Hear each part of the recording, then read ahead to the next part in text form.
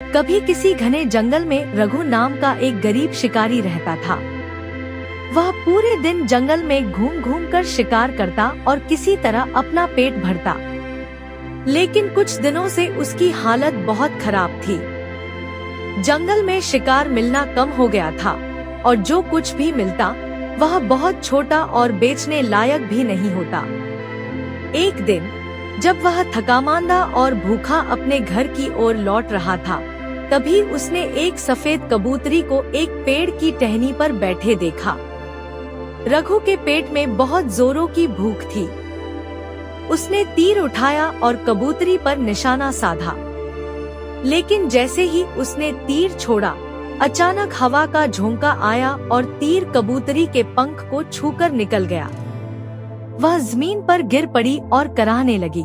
रघु जब कबूतरी के पास गया तो वह धीरे से बोली, हे शिकारी, मुझ पर दया करो। अगर तुम मेरा इलाज करोगे और मुझे नहीं बेचोगे तो मैं तुम्हारी किस्मत बदल दूंगी। रघु को कबूतरी की बात सुनकर हंसी आ गई।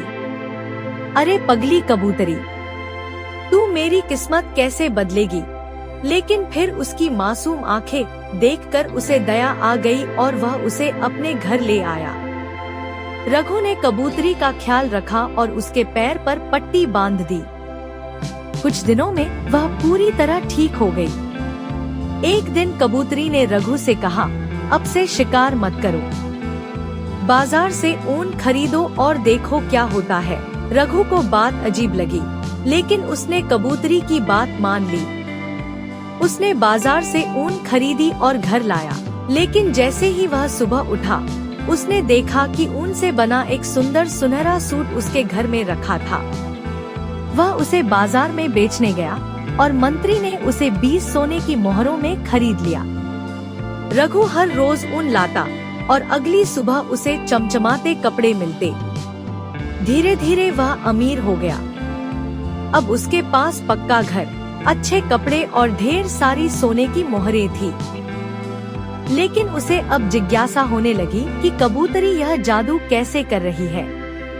एक रात जब कबूतरी सो रही थी, रघु चुपके से जागा और उसने जो देखा उस पर यकीन नहीं हुआ। कबूतरी एक सुंदर राजकुमारी में बदल गई और ऊन से शाही वस्त्र बुनने लगी।